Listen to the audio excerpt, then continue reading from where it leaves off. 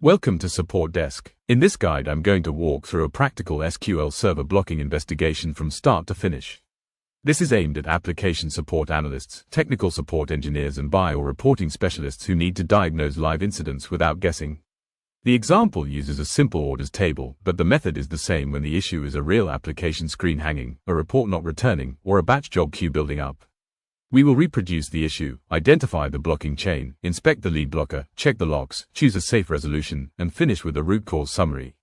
The scenario is simple. Users report that the order screen is hanging. They can still log in, the site is not completely down, but the screen does not return. This matters because the first instinct is often to blame IIS, network latency, or general SQL performance. In this case, the web tier is alive. The real symptom is that multiple sessions are waiting on the same SQL resource. The support objective is to avoid guesswork. We need to prove whether this is blocking, find the session causing the queue, understand what it is doing, and resolve it without risking data integrity.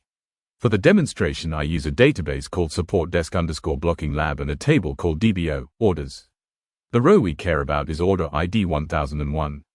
I use consistent example SPIDs throughout the guide.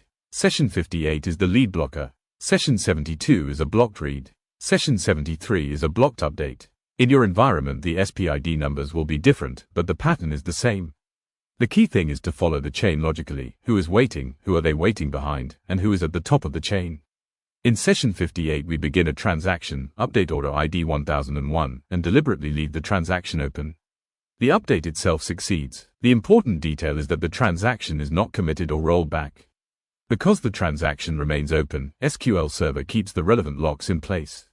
The result shows SPID 58 and an open transaction count of 1.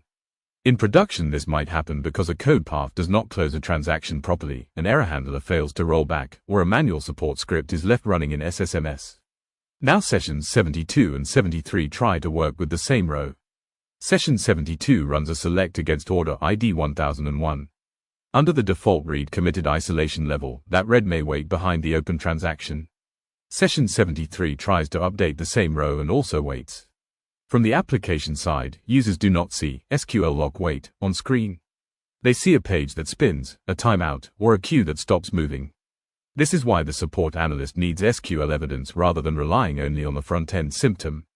The quickest first check is often SP_who2. It is old, but many support teams still use it because it gives a fast view of sessions. In the sample output, SPID 72 and SPID 73 are both suspended, and the BLKBY column points to 58. That tells us the blocked sessions are not the root cause. They are victims. SPID 58 is the first suspect. But SP_who2 is only a triage tool. It does not give enough detail for a proper incident record, so the next step is to use DMVs. The main DMV query reads sys.dm_exec_requests and filters to requests where blocking_session_id is not 0. That gives a clean view of currently blocked sessions. In the expected result, SPID 72 is waiting behind 58 with LCK_M_S, and SPID 73 is waiting behind 58 with LCK_M_X. LCK_M_S means a shared lock wait, usually a read waiting for a compatible lock. LCK_M_X means an exclusive lock wait, usually a write waiting. The important reasoning point is that both waits point to the same blocking session. That is a blocking chain, not just a slow query. Finding the lead blocker is the key support step. It is easy to focus on the blocked sessions because they are the ones actively waiting, but killing or troubleshooting the victims rarely fixes the problem. The lead blocker is the session causing others to queue. In this example, the lead blocker is SPID 58. Notice that its status is sleeping, and it has an open transaction count of 1. This is the classic trap. A sleeping session can still block if it has an open transaction. The session may not be actively running SQL at that moment, but it still owns locks. Before taking action, inspect the blocker. dbccinputbuffer shows the last command submitted by SPID 58. In the example, it shows an update against DBO, orders for order ID 1001. dbccopentran confirms the oldest active transaction in the database and identifies SPID 58. At this point we can explain the incident clearly. An open transaction from SPID 58 is holding locks on the orders row, causing sessions 72 and 73 to wait. That is much stronger than saying, SQL is slow, or, there is blocking. The locks query gives a lower level confirmation. SPID 58 has granted locks, including an exclusive lock on the key. SPIDs 72 and 73 have waiting locks. That validates the chain at lock level. For day-to-day support, you do not need to memorize every lock mode, but you do need to separate granted locks from waiting locks. Granted means the session owns the resource. Wait means the session is queued. This helps you explain why the blocked user sessions are symptoms and why the fix must address the lead blocker. Now we reach the decision point. The preferred action is not automatically to kill the session. First ask whether SPID 58 is owned by a user, a service account, a batch job, or a support query window. If the owner can safely commit or roll back, that is usually cleaner than killing the connection. If the application owns the connection, check whether the process is still valid. If this is a major incident and the business impact is high, a kill may be justified, but it should be approved and recorded. Killing a session can trigger rollback, and rollback may take time. The cleanest resolution is to commit or roll back the transaction in session 58. If that is not possible, an administrator can use kill 58, but only after confirming the impact and rollback risk.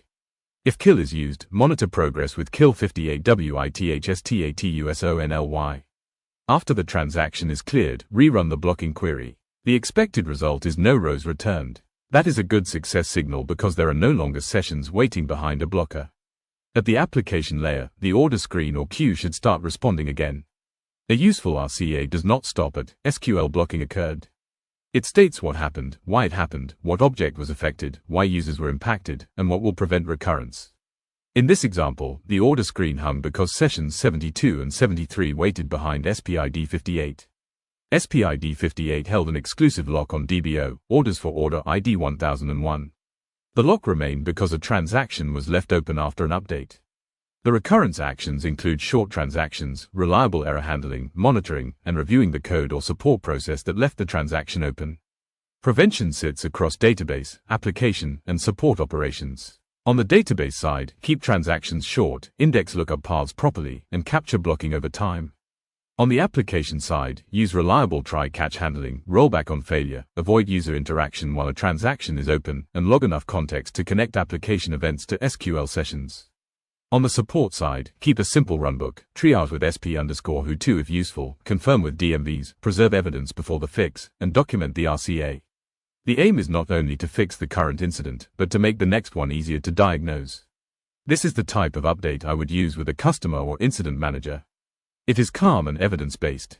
It says SQL blocking was identified, names the lead blocker, names the affected object, lists the waiting sessions and wait types, and explains that the blocking was cleared safely.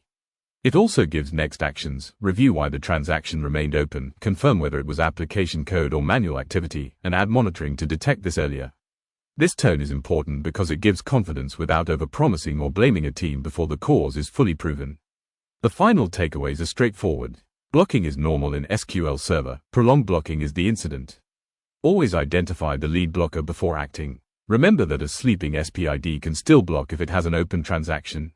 Use DMVs for evidence, not guesswork. Resolve safely, then document the root cause and prevention. If this guide was useful, subscribe to SupportDesk for more practical application support troubleshooting guides, templates, checklists, SQL scripts and RCA examples.